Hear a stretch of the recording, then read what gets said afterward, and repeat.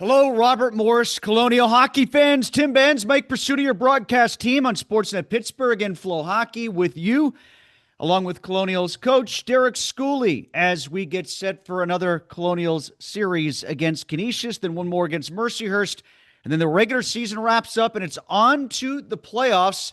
And the Colonials are hot right now. They've won 9 of 11.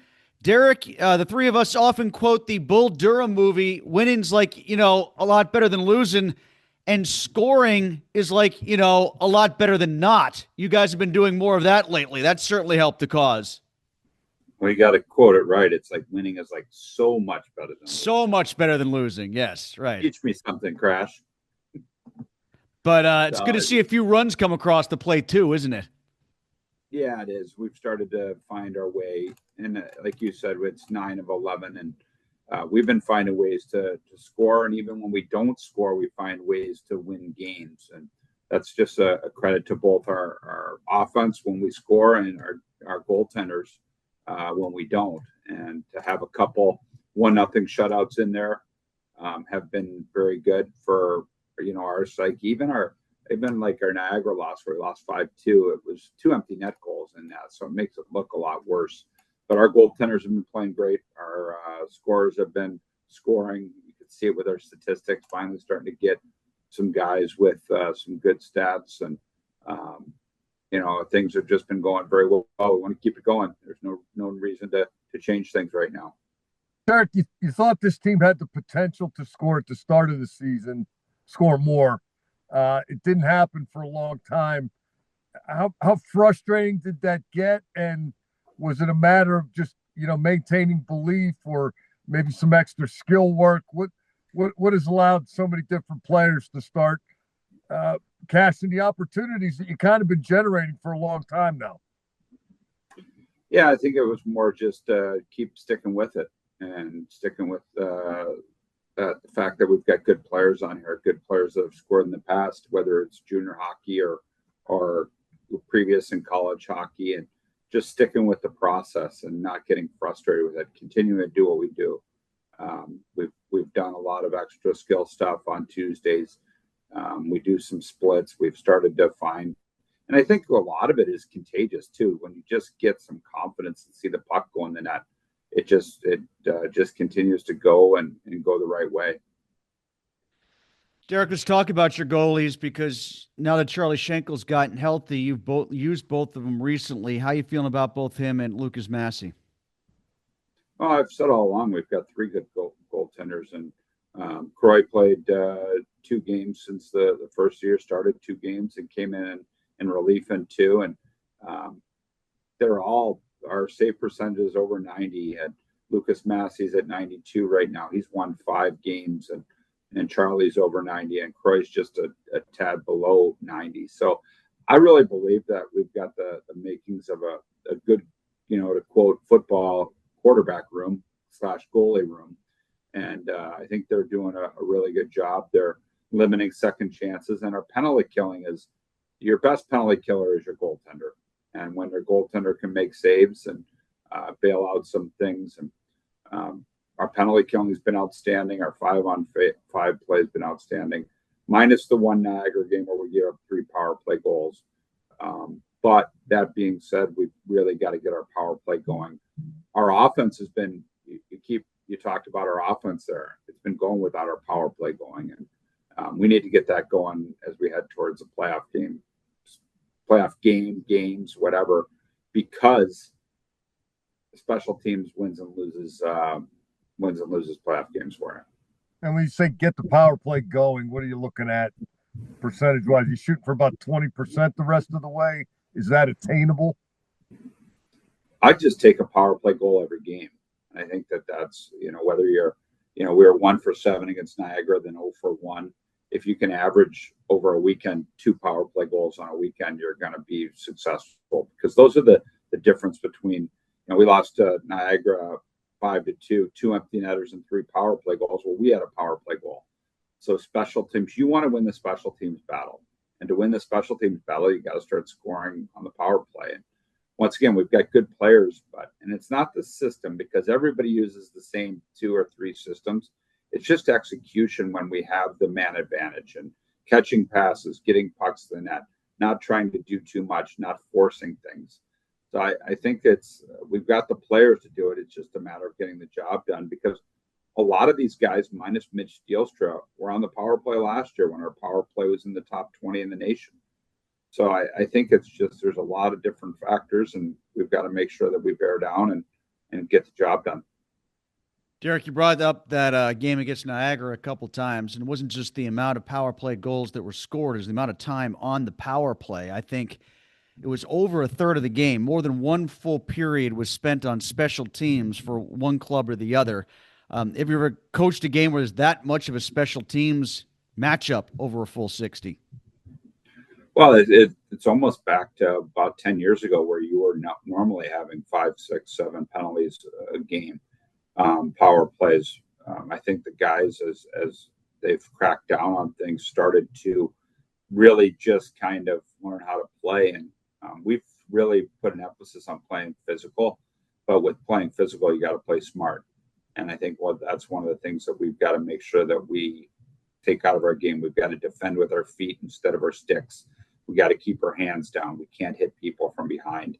And, that's one thing that we've got to make sure we do a better job of, is being disciplined.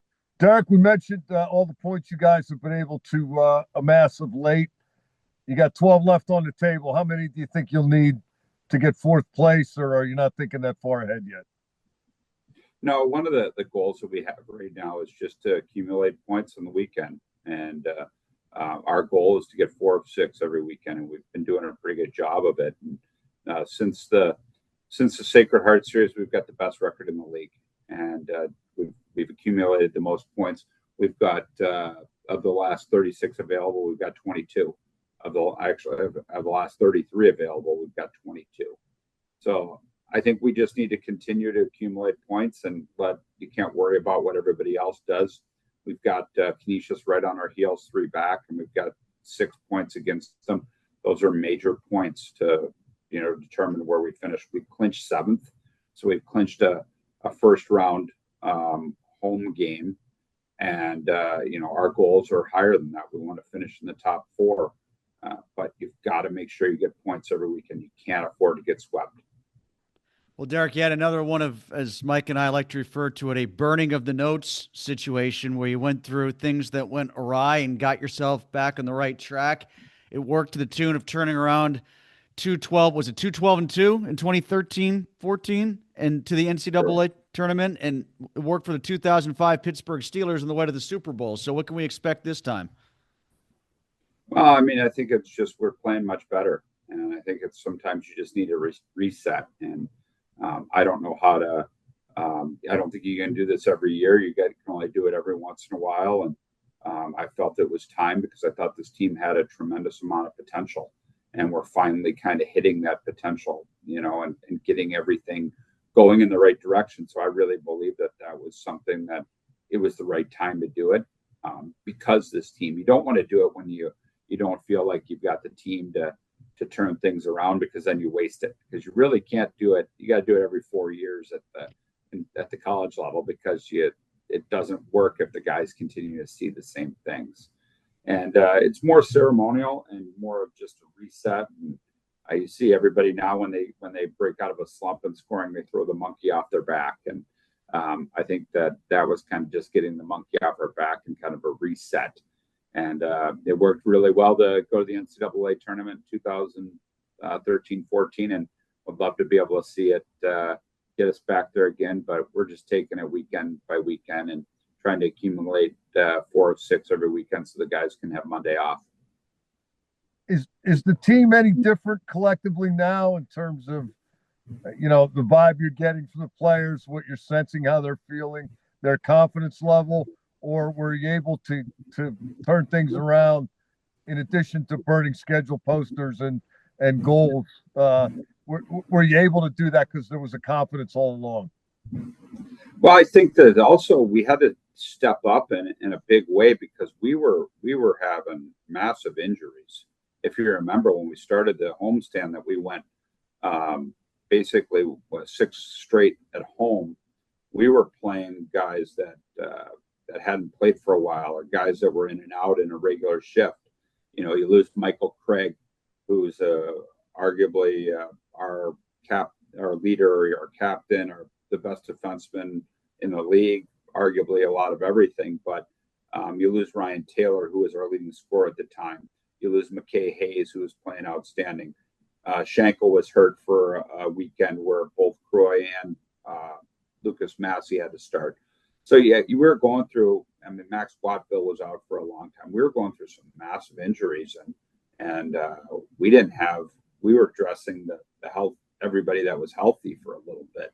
So I think that's something that we really, guys kind of took that and, kind of were thriving in those situations. And one by one, we're starting to get a little of those guys back. And hopefully we have Krager and Taylor back here pretty quickly. But it's more of just trying guys stepping up in different roles and taking advantage of opportunities, and everybody believing off each other and feeding off everybody's success. Has Elliott been one of those guys? I know he was a regular and certainly played a lot, got plenty of ice time, but it seems like he's boosted his game even more in Craig's absence as needed.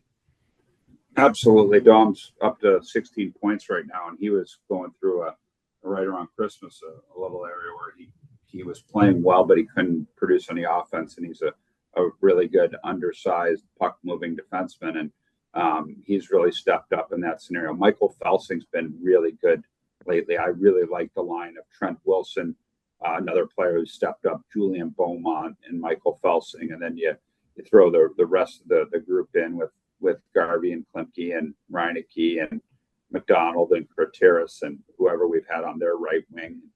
And then you got the stay-at-home fourth line with Patrick Johnson, Braden Rourke, and Connor Gorley, and once again, kind of mixing and matching line combinations to try to get everything going. And guys have been doing a good job. Guys coming in and out of the lineup and helping us and contributing us to wins. But you use Dom Elliott as an example, but like Gabriel Lund has really stepped up and had a really good play while Krager was out. And then Babcock leads the nation in block shots, and Luke Van Wise stepped up. So I think there's a lot of guys that have stepped up in these players' absence, and it's just about now when we start getting those guys healthy, guys continuing to do that. Derek, I've made this observation during our broadcast.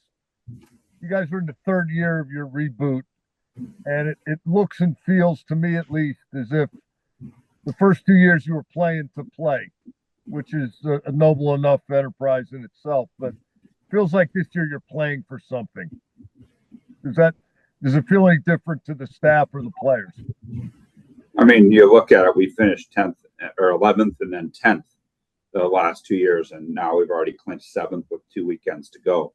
So, yeah, obviously, we didn't do a great job non-conference this year. Our schedule was hard right off the bat with Michigan and Notre Dame. And when we got a lot of times when you play teams, it's when you get them.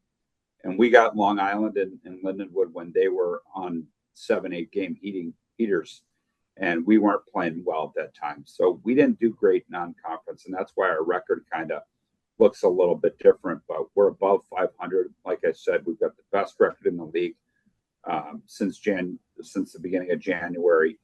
We really believe that we've got something special going on, and we're playing for something a little bit higher than that. And we've got an older group that they don't want to finish at the bottom anymore, and they want to finish higher. And like I said, a big step from second to last in the league right now to where we've clinched a home ice for sure. And now we want more. And I think our guys believe that we can get more. Derek, you wrap up with 3 of 4 on the road to close out. You got the weekend series coming up at Canisius. Can you talk to us, first of all, about what you pulled from the last time you played against those guys, and what's it going to be like facing Mercyhurst, knowing that this is Rick Gotkin's last go-around against the Colonials? Yeah, well, first of all, Canisius, that was a hard series. I mean, it was massively physical. They played extremely hard. It was hard hockey. There wasn't a lot of room. The first game was 1-0. And then the next game was a complete opposite game where it was 6-4 where they took a big lead. Going on the road, we've played fairly well on the road. We're 4-11-1, but with those, we've got 6 losses. We've been at Lindenwood, at Michigan, and we went 0-1-1 at Notre Dame. So 0-5-1 right now in non-conference on the road. But so we're 4-6-0 in conference play, and that's pretty good. But we've got to go get points. And Canisius has some dangerous offensive players, and they've got a good power play, and they do a good job around the net, and they were physical. So we need to make sure that in the Harbor Center, everything seems to happen fast there. Even though it's a nice, big new building, it happens quick, and the pace is fast. So we need to be ready to go Friday, and Friday at 7, and then Saturday afternoon. And you brought up Rick Gotkin, and I've got a tremendous amount of respect for Rick. He's been in Mercyhurst over 1,300 games. We've battled so many times. Local Pennsylvania rival, a really good person. We went to the U.S. Open together this past summer. He was basically one of the volunteers, and I had tickets one day, and then I picked him up, and we spent the day together, knowing it was his last year. And he loves hockey, he loves Mercyhurst, and it's going to be sad to see him go because he's one of the personalities of college hockey. So we'll see him here on Friday night the following week, and then we got to be his last final home game because they don't have a playoff game. So it'll be a emotional and hard series for us. They'll be emotional, and it'll be hard because they're going to want to send him out on a good way in Erie. Derek, we talked a little bit about the power play. You've gotten a lot better in the face-off circle as the years progressed. You're scoring more. Anything you want to see happen other than accumulating points in these last 2 series to kind of continue to get the team playoff ready? Well, I think we've been playing playoff hockey here. I asked the question in January if we were playing playoff hockey, and we got a resounding no. I asked the question in our meetings in February, and I get a resounding yes. The one thing I think you see in playoff hockey is the little things. We've got to be good in the neutral zone. We've got to continue to block a lot of shots. We've got to continue to kill penalties. One thing that you can notice is we didn't do a great job in our penalty kills of our 200-foot clears, getting pucks all the way down the ice. That's something we need to make sure we do. But we're doing the playoff things to be ready and playing physical, and that's going to be something that we make sure that we have to continue all of those things because that is playoff hockey. So I think we've been playing playoff hockey, and we're getting there. We're getting there. I think we're peaking at the right time, and we'll see how these other last 4 games play out. But we've got a tremendous amount of confidence going into it. We're above 500 in the league. These are massive steps for a program that is just in its 3rd year back, and we need to continue doing that. Well, Derek, thanks a bunch. Appreciate it. Best of luck these last 2 weekends. Can't wait for the playoffs as well. And speaking of playoffs, enjoy one more round of Colonials versus Delaware on the women's side, all right? It had to happen again, didn't it? I mean, in the playoffs, no less. Yeah, I mean, I know in St. Louis, though, right? Yeah, one of my daughters will be advancing, and one will not. One will be happy, one will be sad. So I'll have both emotions to deal with it. I just once again want them to play well, and everybody here, Robert Morris says you got to root for Robert Morris, but I'm rooting for a tie in the playoffs. Appreciate it, Derek. Thanks a bunch. Thank you, guys. All right. We will be back with Colonial Hockey on Flow Hockey and Sportsnet Pittsburgh coming up for the game against Mercyhurst on Friday night of next week. Of course, the Colonials on the road. You can get them on Flow Hockey for the series at Canisius. Check us out when they return here next week at Clearview Arena over at the Island Sports Center. Tim Benz, Mike Pursuit, and Derek Schooley with you here at the Colonials Ice Hockey website.